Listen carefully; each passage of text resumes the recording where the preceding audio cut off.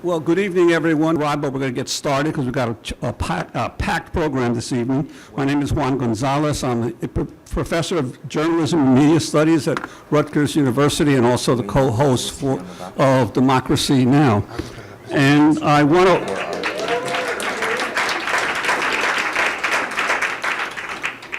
to welcome you all to this event, which is one of many that are occurring across the country.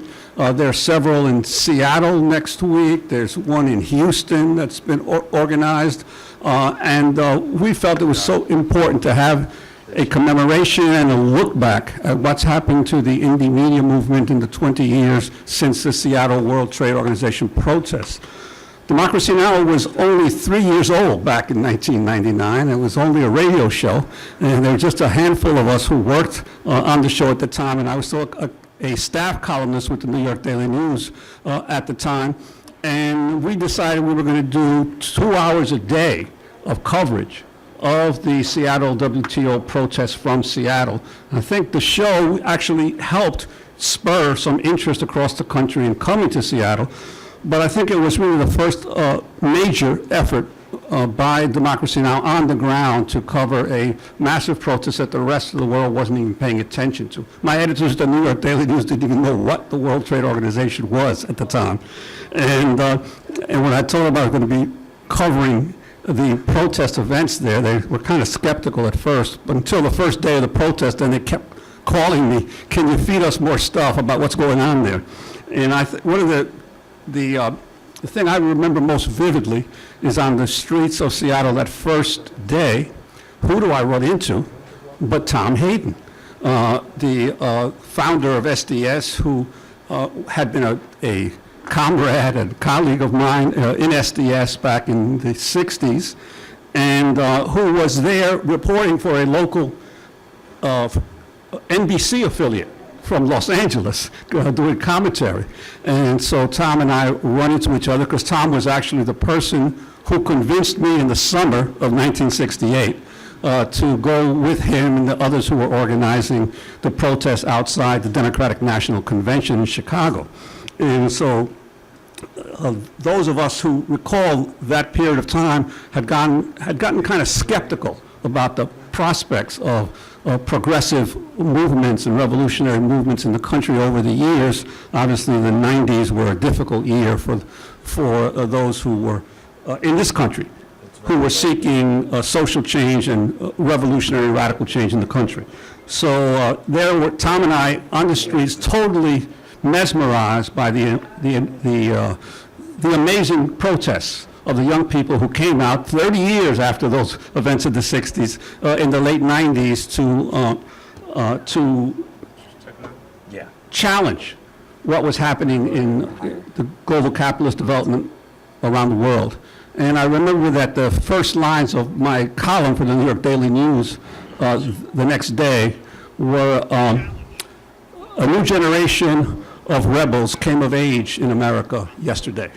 And I then tried to explain what some of the issues that the protesters were trying to raise to the people of America and around the world in a right-wing newspaper like the Daily News, which is obviously still was reaching back then an enormous sector of the working class population of this city. Thank you so much for getting out here. So as Juan said, I'm Todd Wolfson. I'm faculty at Rutgers, and Juan and I and a couple other people have started something called the Mike Center, Media Inequality and Change, which is a collaboration of at Rutgers and Penn, University of Pennsylvania. And it's focused on the the real goal is to not just have another academic research center, but to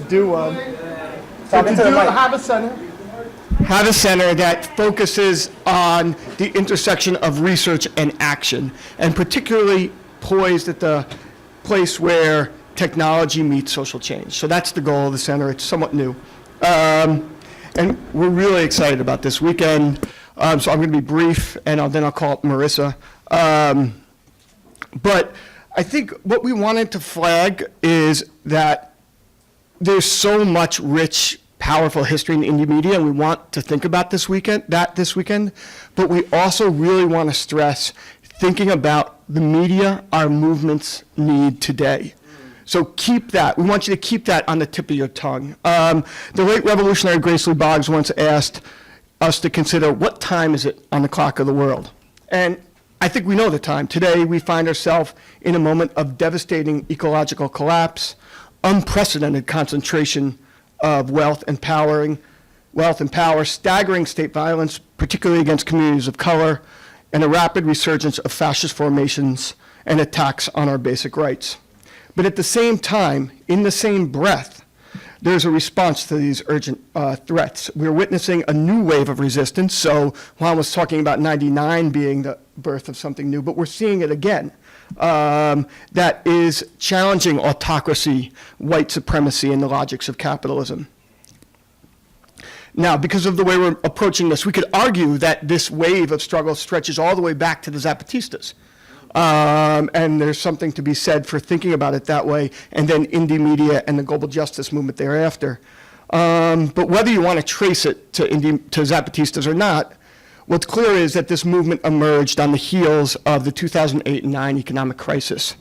First in Tunisia, and we'll hear about that tonight, thankfully, and then across North Africa and the Middle East, then spreading to Europe and the US, and then touching down across the globe in places like Hong Kong and Brazil. And the point of this movement was to fight back and change our collective course. But as we watch this movement grow and emerge, I think the question we need to ask ourselves is, what's missing? If we think about this movement of movements, what does it need? And that's what we want to think about this weekend. And to think about that, we don't have to go back really very far. Take May 8th, 2019. That was a day of a global strike of Uber and Lyft drivers and cabbies. Happened here in New York, but it happened in 50 cities across the world. Or think about the September 20th global climate strike. That event, both of those events, there was great individual reporting on those events, great analysis of those events, but nothing that knitted those events together as a massive whole. So you could see the global structure of these strikes that were taking place around the world. There was no infrastructure like the indie media infrastructure and the role indie media played for the global justice movement, but also the anti-war movement in 2003. We'll hear more of this, but I want to be clear. Indie media was a local, national, and global integrated media infrastructure for our movements. It started in Seattle in '99, but it mushroomed to over 100, well over 100 local centers around the world with independent journalists and activists making media in over 30 languages on every continent. And that was pretty quick. By 2003, I think there was something like 100 of them. And this network of independent media, at once local, national, and global, facilitated storytelling that allowed activists, audiences, and journalists to imagine a multifaceted and at times connected movement. A reader or writer could effortlessly move across a particular day of resistance and see a world in revolt. One of the moments that I think the most of is F-15, February 15th, which was a protest against the Iraq wars. And if you went to the Indie Media website, you saw a world on fire. You could see the New York protests, which were pretty radical, but you could also see the whole thing at once and move through it. It was amazing. We don't have that today. Today, instead, we have movements telling their story on Facebook and on Twitter, and those social media platforms push them towards particular individualistic ways of telling their stories. And that it stops us from seeing the long history of our movements and the interconnections of our movements. So we lose our ability to imagine a transnational movement. So as you go through this weekend, we encourage you to ask, what is it? What is the media we need for our movements today? Paper Tiger Television on Facebook. So let's get on with this. Marissa, you want to come up and then we'll show them Marco's piece? Thank you all for being here. I guess I'll say first that I came of age knowing about indie media.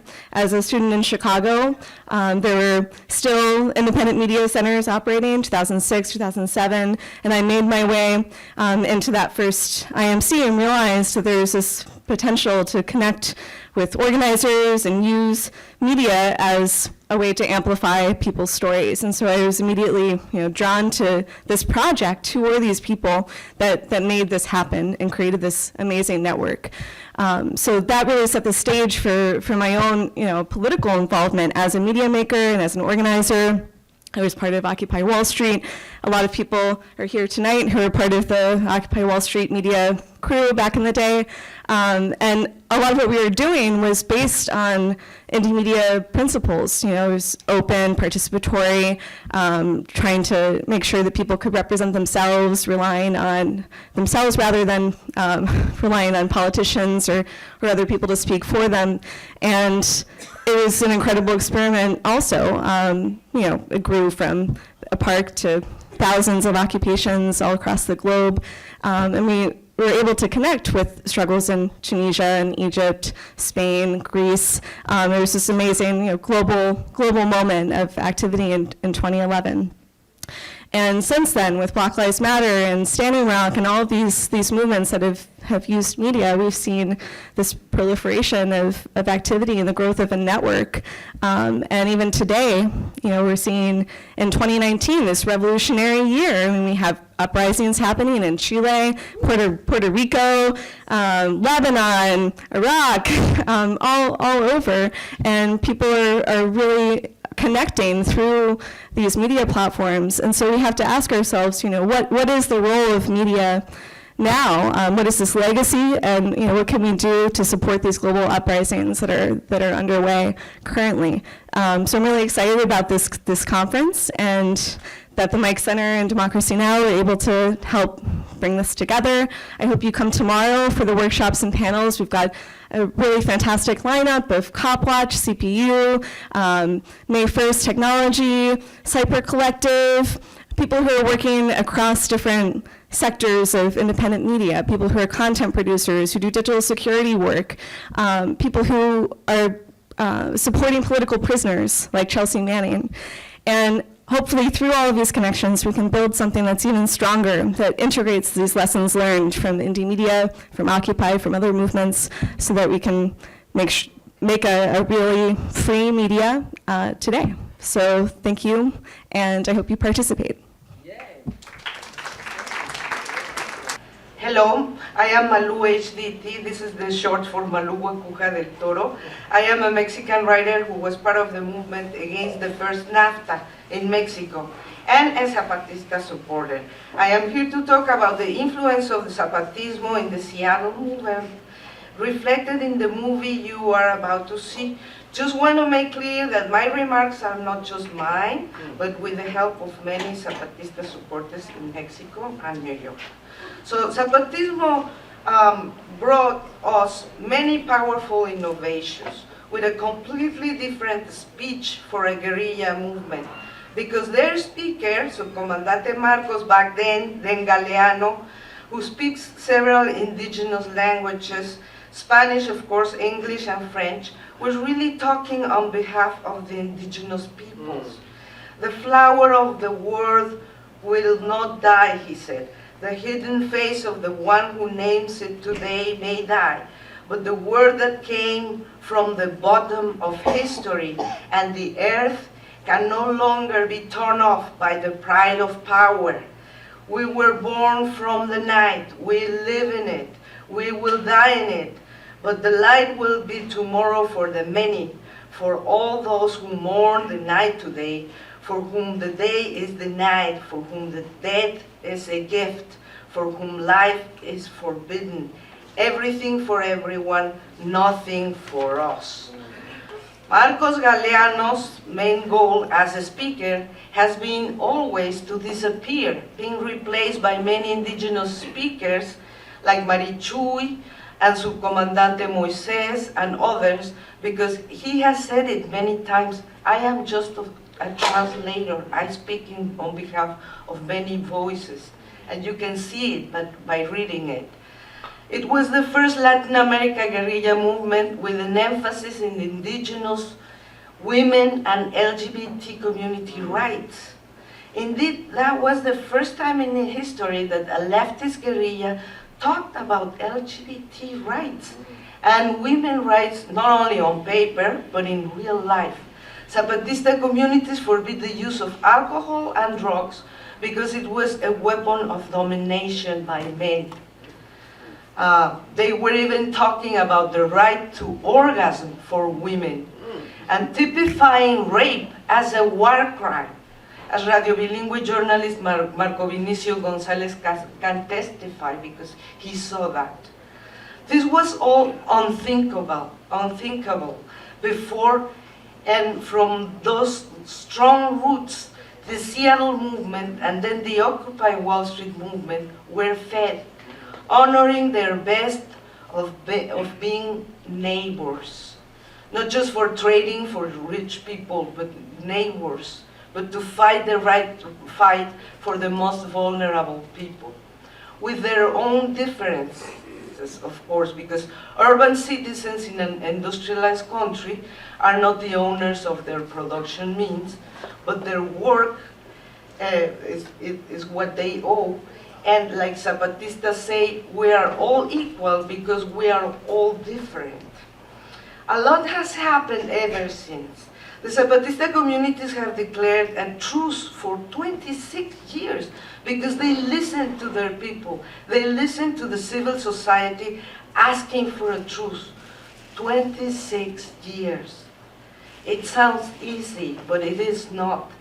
They were betrayed by the Mexican Congress and the government at the San Andres agreements, and they kept building their communities where everybody has healthcare and education, and where organized crime has been eradicated.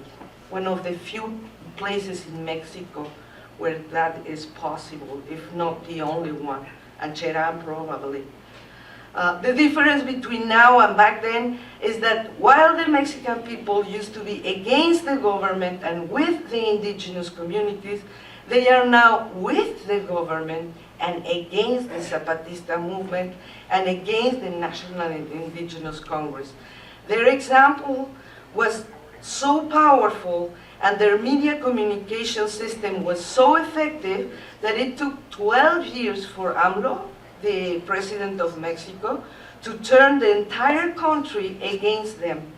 Now there are troll farms paid to isolate them, and of course they continue on their military organized crime attacks.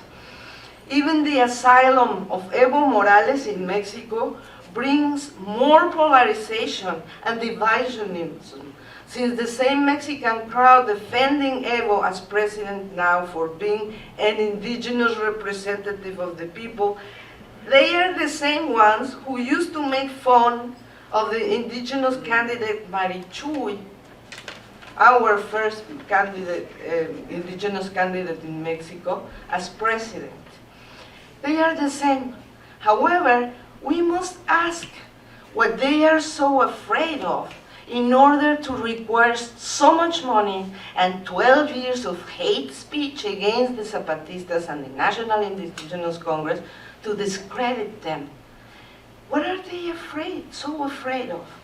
And just recently, they announced the Zapatistas announced the creation of 7 new Zapatista communities, caracoles, snails, beyond the military siege, which is most inspiring in the light of the many street protests taking place in Chile, Ecuador, Bolivia, etc., where the right wing is taking advantage of the people's revolt. And people ask, what next? And they keep building the next step. Zapatistas are building the next step. At a time when AMLO is actually helping Trump to get re-elected, becoming his border patrol, let us not forget that he hired Rudy Giuliani when AMLO was mayor of Mexico City. And in these difficult times, the Zapatistas keep building their next step for freedom, dignity, and justice. So thank you for being their very good neighbors. Thank you for listening. The World Trade Organization is the only international organization dealing with the global rules of trade. between nations. Its main function is to ensure that trade flows as smoothly, predictably, and freely as possible. The result is a more prosperous, peaceful, and accountable economic world. This is the beginning, and everything's at stake. There's only one thing that the ruling interests have ever wanted, and that's everything. What we are against is trade at any cost. This is not about trade. This is about a corporate constitution. We are pitted to be pitted against each other in a race to the bottom. Who will accept the most miserable working conditions?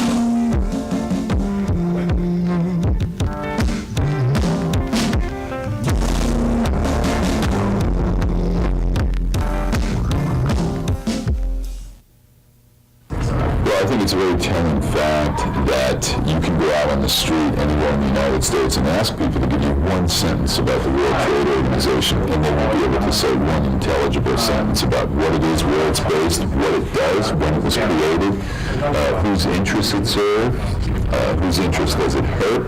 We're talking about trade agreements which don't have to do just with trade, but they have to do with every aspect of life. They have to do with agriculture. They have to do with our forests. They have to do with the environment and nature. They have to do with how we lead our lives. They have to do with what kind of human rights we have. The World Trade Organization is based on it groups 134 national governments who signed on to a treaty called GATT, the General Agreement on Tariffs and Trade. And they agreed to abide by these rules. And the World Trade Organization is, in a sense, the court that decides when there's a dispute between corporations, between governments, how will it come down. It's very instructive to look at the record of all the cases that the WTO has ruled on, whether it's the sea turtles versus corporations, the dolphins versus corporations, the small farmers versus corporations. In every single case, the WTO has ruled on the side of big corporations and against people and the environment. Cards are stacked against the small farmers. Cards are stacked against anyone who is in the periphery of the system. It has really become a trade which benefits the corporations at the expense of the poor.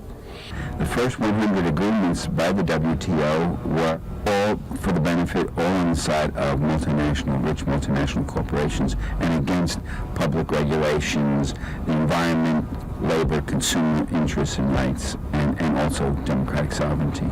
This isn't about whether or not we're for trade or against trade. It's what's the rules of the trade game going to be. What you have is a faceless government who's making international decisions to determine what the workplace is going to be about, what trade is going to be about. And they right now are making decisions in favor of the multinational corporations, and the little people are getting left on the cutting room floor. Yes, we know that trade is important and can change people's lives, but we need to have rules that put people before profits. We need to have rules that put the planet before profits. That's what this debate's all about. These guys are playing for real. There's only one thing that the ruling interests have ever wanted, and that's everything.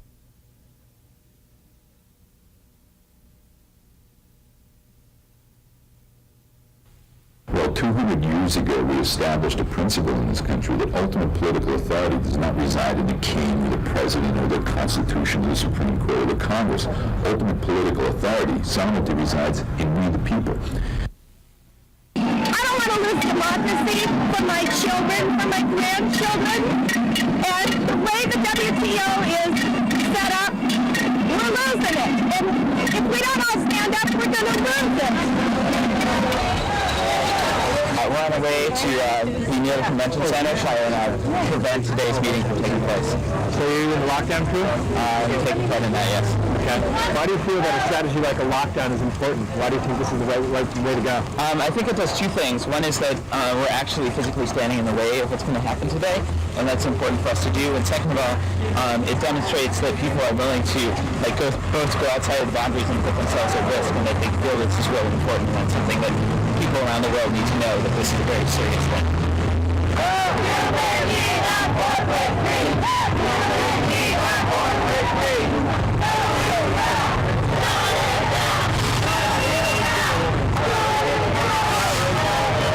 My name is Gopal Diamani. I'm a preschool teacher from Berkeley, California. And what's brought you out here today? What brought me out here today is the totally undemocratic way in which major decisions about human population are being made by the World Trade Organization. You've got people here from all over. You got labor, you got environmentalists, you got teachers, you've got children, you've got coalitions between people of color. Well, the question you asked me, do I think that we have power? I mean, that's a really great question, and I think we do have power. I mean, I think when people get together like this, it's powerful because it will bring attention. It has to be covered. It has to be looked at, and just that word will spawn conversation. If no one came out for this and said, hell, you know, those guys know what's best, let them do their thing, and just read the nightly news or sat down in front of TV and watched it that way, then I don't think there'd be nearly as much questioning. You know, there wouldn't be nearly as much meat for conversation. So in that way, I do think there is power in the people.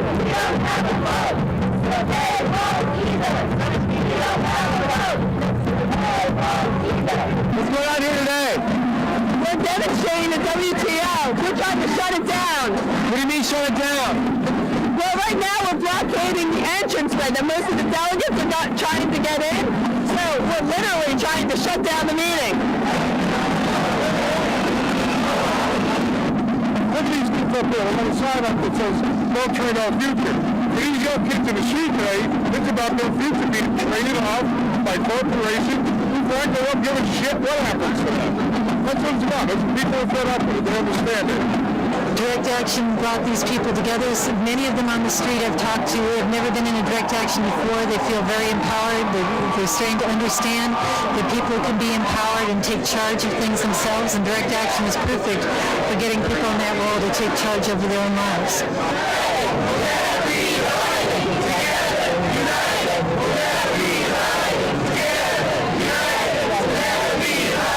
They have not started the WTO meeting because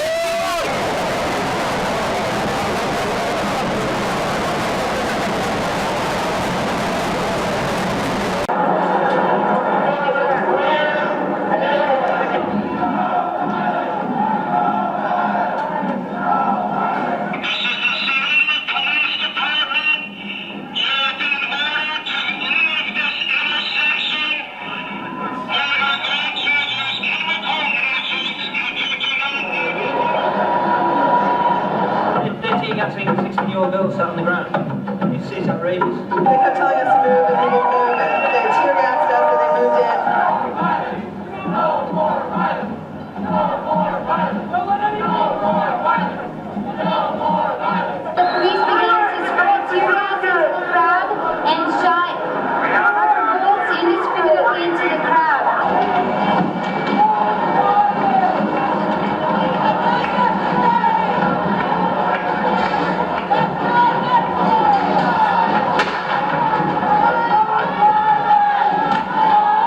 This is an overkill. They could have had these guys standing way back around the corner, had regular officers out here. This is like almost we dare you to act.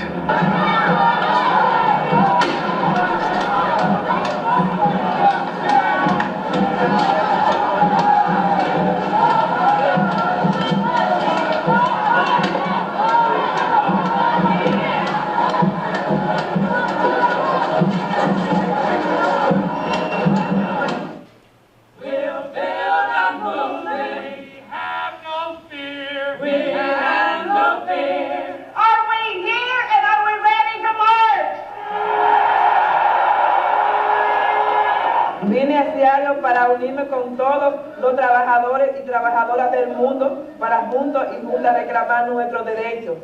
I came to join the rest of the workers from around the world, NP workers here in Seattle, to reclaim our rights. As workers of the world, we are saying today to the WTO, we are going to fight you and your policy wherever you are. Moving on.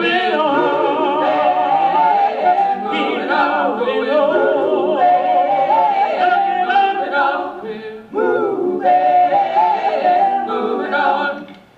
Nothing can stop me now. Just let me out. We are united. Our demands are simple and clear. Every worker deserves protection of basic human rights, prohibition against child labor, slave labor, discrimination, and the freedom to join together with others in a union. Pueblo unido jamás será vencido. Pueblo unido jamás será vencido. Pueblo unido jamás será vencido.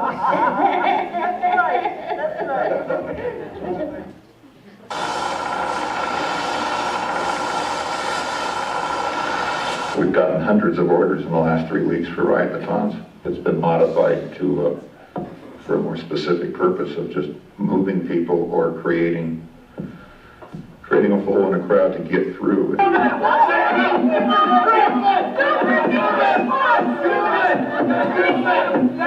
Got the jam grip shape, so it fits the natural shape of the hand, and it gives the person using it the feeling of having a striking angle, a striking edge, so they get proper striking technique and can roll that thing to get compliance and submission for the person you're putting down. Or if the crowd is just simply pressing against the officers and they're trying to control them, it's something to keep some space between the officers and the front of the line. And if things become violent, if the officers are attacked, or if the crowd refuse to move away, then you can go to a stick or to chemical weapons. But a lot of things happen first. You all right, dude? You all right? My work backlog is shameful. People are waiting a long time for some of this stuff.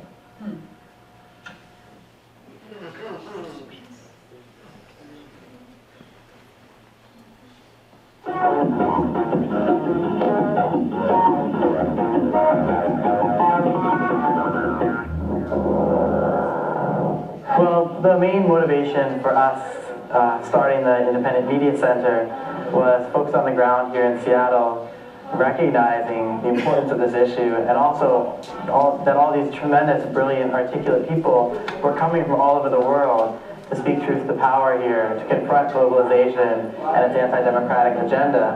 One of the critical aspects to this center is that it's been a clearinghouse of information for lots of individuals, not only who live in Seattle, but have been coming in from around the country and around the globe to participate in the events this week. And we are providing a base of operation for journalists and others who are going out into the streets and capturing the content, editing the content, and then distributing it over the internet, over satellite, over faxes, literally around the world. We have to find our own ways to get the message out. So because the revolution will not be televised by the corporate media, we hope that the information that has been presented to you by the alternative media is one that you will learn. What's really important to note about the whole center that's taking place is that it's fairly unprecedented. We've got teams that are covering video, we've got teams that are covering print. We have a newspaper actually being published every day out of this center. The Blind Spot, which is this paper,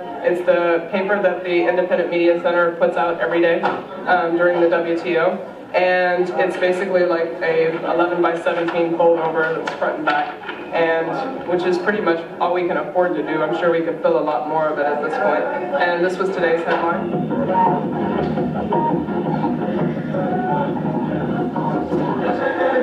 So you weren't read any of your rights when you were arrested? And how long have you been held? My friend Bjorn, who works here at the IMC, said, Pete, you should come over and get an audio recorder and record what you were doing.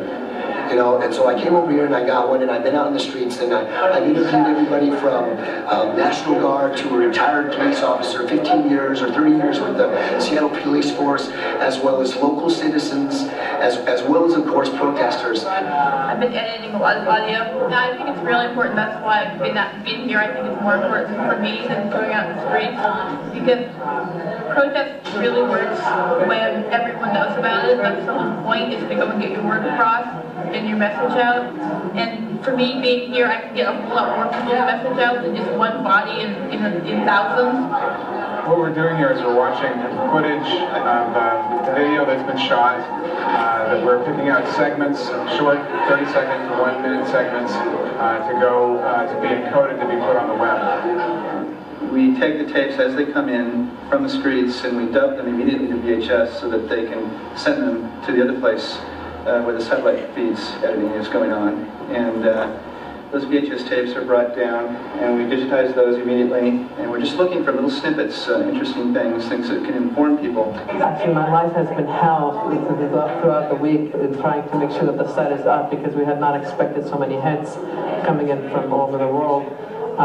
So mainly my job has been to make sure that the site is up. Welcome to the video desk at the Independent Media Center. What we're doing here is taking tapes in from the field. Over 100 videographers from around the country have come to Seattle to make sure that we break past the corporate media blockade and get images out. Not only images of the police brutality that's been happening, but of course the messages as well. It's 6 o'clock in the morning. What are you up to?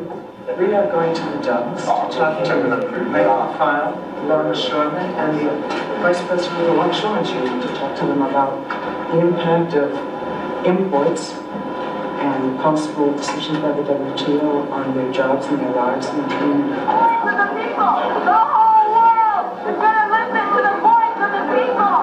We cannot ignore it. There's thousands of them, and we are not afraid.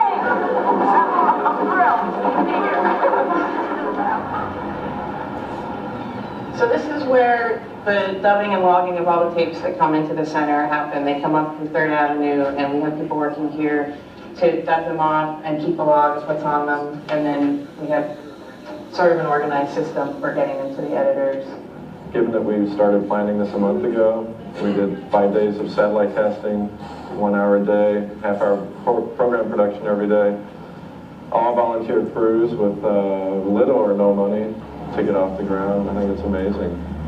And I think the series is probably going to be one of the best documents of what happened here this week. The individuals here are concerned about getting the truth out, and it's focus which makes things happen, desire and perseverance. We've also started talking about using this model and trying to go elsewhere in the country and the world and help people kind of set up similar centers so that there really could be an alternative media network around the world.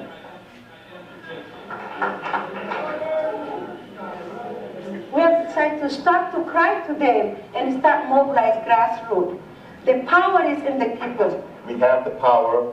Let's use it. Let's sound the drum. Let's get the alarm out and get the information out. And we are not afraid of the world.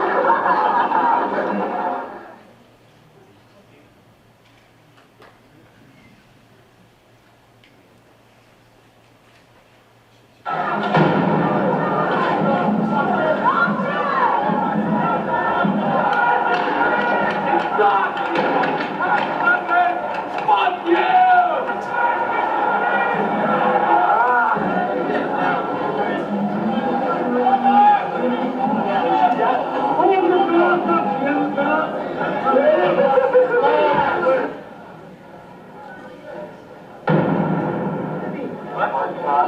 News people going, Jesus, did you see that?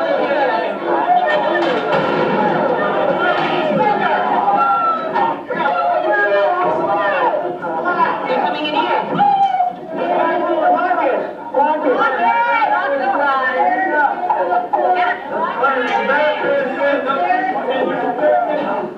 Look at this. What kind of people are these? So, can you let us know why? I was ordered. I know, I understand. Keep you guys in here. I'm following the work. Yeah, I understand that. Ask as far as it goes for me. I'm doing what I was told to do. Okay, now, Kevin's just... The guy behind him with the hot snacks, you want to talk to you, John? Okay, close the door.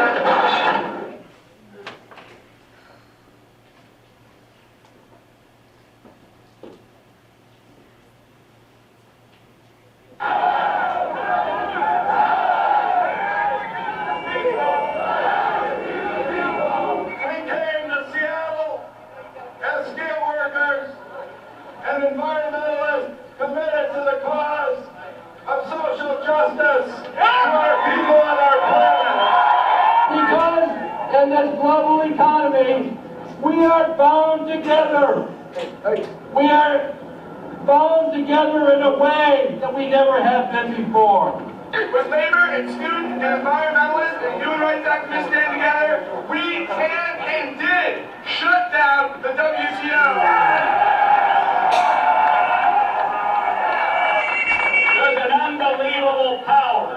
and unbelievable power in the people, in the trade union movement, when we work together. When we take the human rights activists, the environmental activists, the civic groups, our community coalition, and we ally this with the labor movement, there's no force in the United States that can turn us back.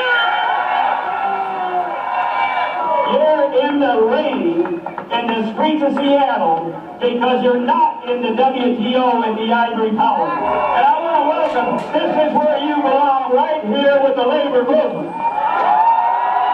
I think it's making history and it's exciting. And it's been very exciting to see the labor movement come together and really enforce, be out there and send a message to people that we are against the WTO. What is going to come out is that the message has been sent all across the world and all across the United States. What we're going to see is that people are getting energized. I'm a member of Earth First, and we work to protect the environment. And we recently entered into an alliance with the steel workers.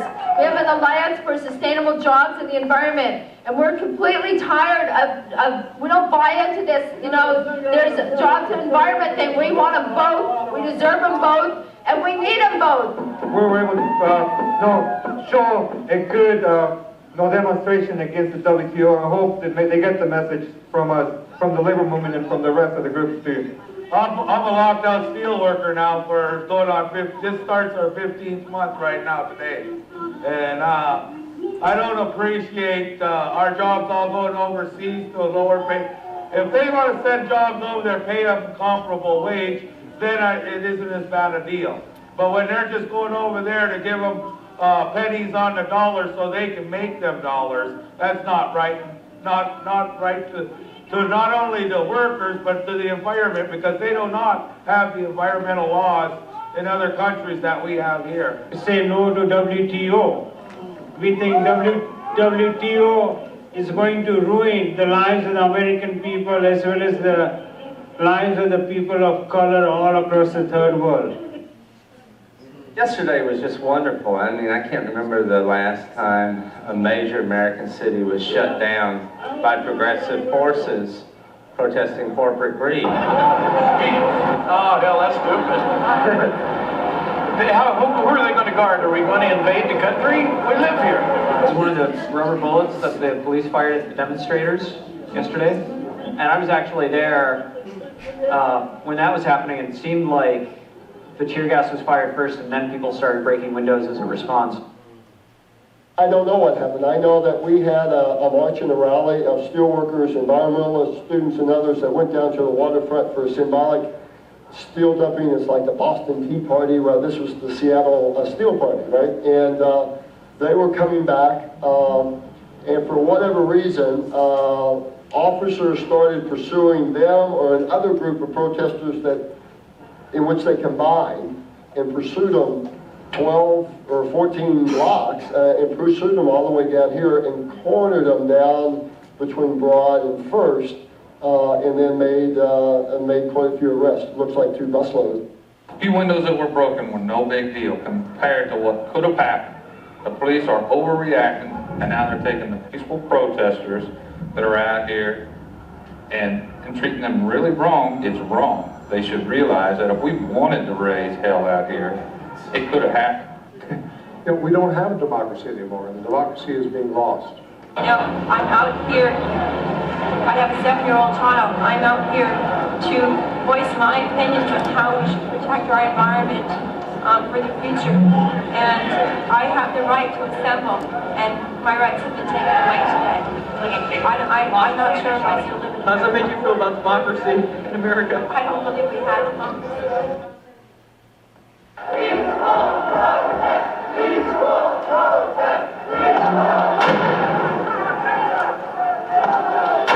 The very first shot I heard, something hit me and I fell. And then I think a couple others must have opened fire, because as soon as I looked back up, there was a few miles of smoke coming up. I kept hearing more shots going on for Scotland. So I don't have anything wrong. You were coming up from the steelworkers rally, maybe 1,000 people or so, and only 6 cops. And you were walking parallel to the police line, and one of them knelt down and suddenly opened fire. Thanks so much. Thank you so much. I am already. Thank you.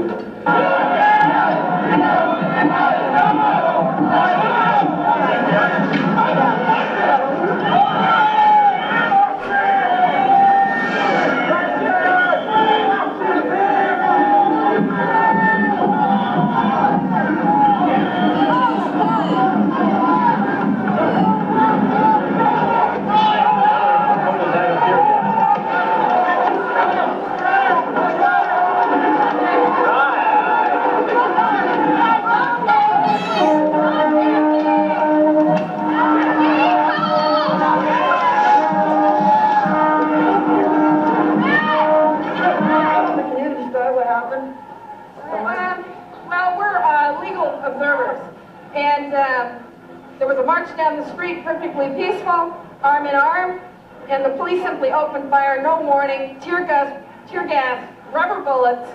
They came in mass, and now they're chasing people with armored cars. This was a peaceful demonstration that included labor, that included young people, that included all kinds of people. It was completely unprovoked, totally unprovoked. The Lawyers Guild and a lot of other people actually have trained legal observers to be out in the community and not to really be involved with the demonstrations, in fact to stay somewhat removed from them, but to be able to be in very good positions to observe, especially to observe the behavior of the police. They've been ripping gas masks off people's faces. They have apparently, we've heard rumor, found it to be under martial law, to be against the law for anyone other than police to have tear gas or gas helmets on, and so they're ripping them off people. Well, I heard there was something about the mayor saying there's a mayoral decree saying you couldn't have signs, protest signs. Right, they've also removed protest signs from people, anything that declares any kind of opinion about the WTO is being removed from people. I think the basis of it is this state of emergency where Mayor Shell said that if people are seen within this certain region and they engage in protests, they'll be considered automatically to be doing something unlawful. It's really a fairly blatant suspension of the constitutionally protected rights to assemble and to speak. So, you know, when that spins into, well, now you can't even own a gas mask, now you can't own a banner, now you can't own a protest button, you know, it seems that those can't possibly be restrictions on people that have any basis in the Constitution. Orders, they gave orders to move forward. We were standing there asking to go through, we did not provoke them. And I saw them pepper spray her directly, and they tear gassed all of us. I saw them push her down and walk through her. Had a rally down at the docks, and we went through the Pike Market and came up to the corner and saw the police chasing the kids down the street. These are the same kids that have been marching with us. They weren't doing anything wrong. And they were tear gassing them, and I've never seen it before, and I said, well, let's stick around and watch it. Now they tear gassed us, and now they pepper sprayed us.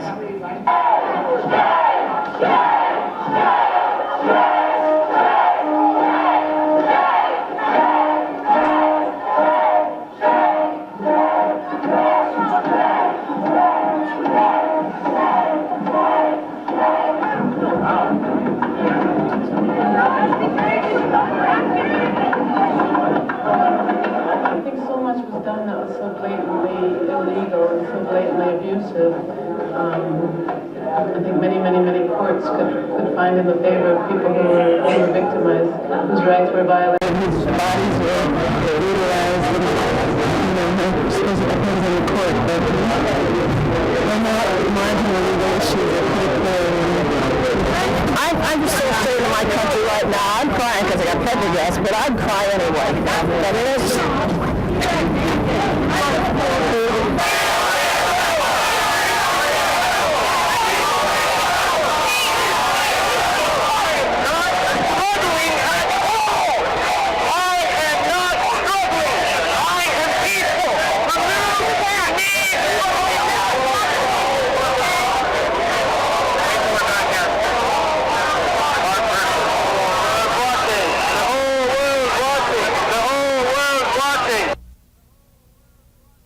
For many people visiting or working in downtown Seattle today, it was downright scary.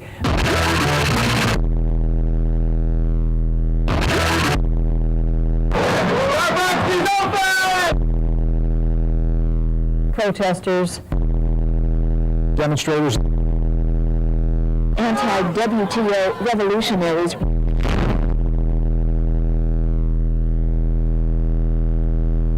gangs, looting, taking advantage. about 5 or 6 canisters. The police gassed us for no reason, and the media is telling the world that this is a way to control people. Or they say that we are people who do not know what we are protesting or what we are talking about. The focus has been on the violence and the destruction of property, not on the issues that people are out here demonstrating about. The media has intentionally just glossed it over. It's totally ignored. That's what the real problem is. I mean, people don't have a voice to express, their griefs. The media all over the world is not buying that story. This is the U.S. corporate media. I heard from a friend in India who said the headlines in all the mainstream newspapers in India were celebrating the close down of WTO meetings yesterday. And across class lines, across party lines, it is being celebrated in India. The mainstream media I saw last night made it look like there were some people breaking windows and the police had to restore order. Later on, I see on the television saying that the police have used this to control people.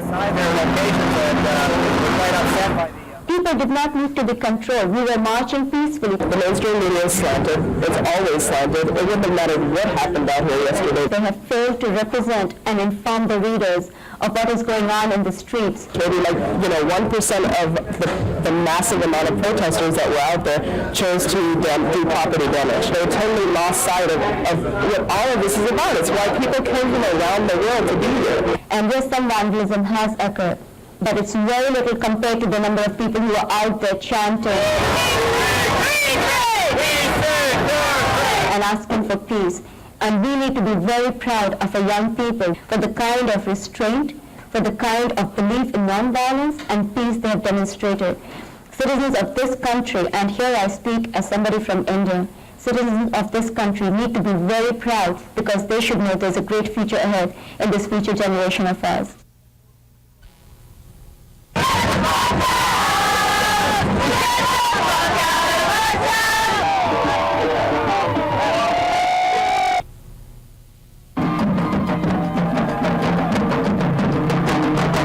We're speaking out for the people. I was really pissed off this whole Generation X sort of apathetic portrayal of like young people when in fact we're our people I've seen are incredibly passionate, and the problem usually has been the lack of options we have for expressing ourselves. People have realized how much youth are organizing and how educated youth are and how dedicated youth are and how important they are. There are a lot of minors.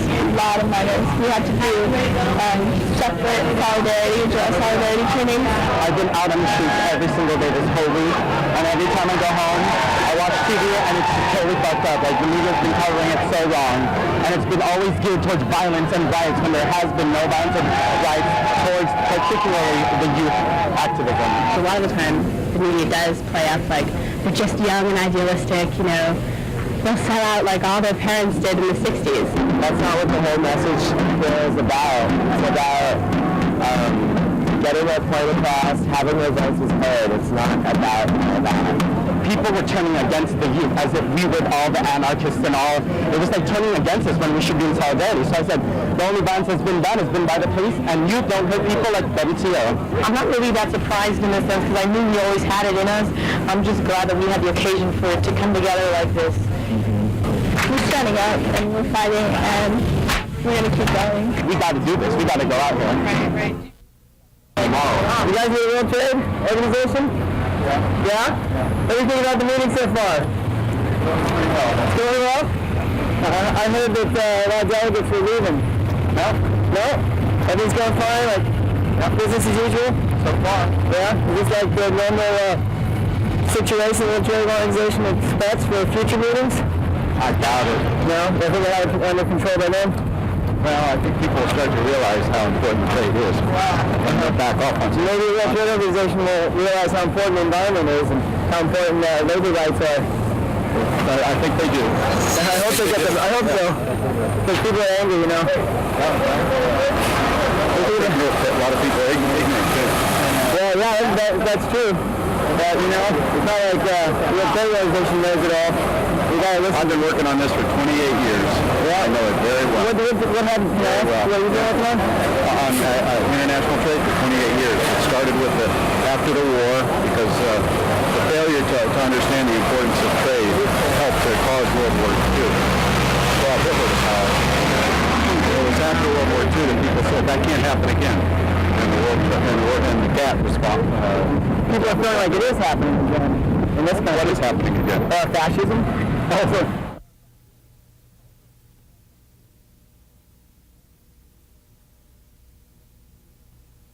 We came here because we've got a big problem in Chile. Since a long time that there were coming big companies from the United States trying to cut down our forests. The Global Free Logging Agreement is a plan by the World Trade Organization to increase logging worldwide by eliminating trade barriers to forest products such as wood and paper. This is an agreement that has been negotiated completely in secret without any input from non-governmental organizations, and we're here to send a very clear message to the current administration that the Global Free Logging Agreement is completely unacceptable. Even our own study shows that it will increase logging in the most sensitive and biologically rich forests of countries like Chile, Indonesia, Malaysia, countries where timber corporations are heading already because they don't have very good environmental laws, they don't have good labor laws, and they have lots of virgin forests left. What is making Indonesia is one of the largest producers of timber is increase the logging. Our forests are very special in the world. There are not other forests like ours in all over the world. Yes, we already lost 50% of our forests, and now with this agreement we predict that we will increase 6% of our logging exploitation of timber. Insane use these forests without to have enough information. When we look at what things like the Global Free Logging Agreement are going to do to our environmental protections and what the World Trade Organization intends to do with our environmental protections, it's egregious. It's just plain wrong. The U.S. Trade Representative's office. The Virgin Forest Protection Groups. Off my paper. I read this off my paper. This is direct information. This is direct information. A complete collapse. There will be no new millennium round.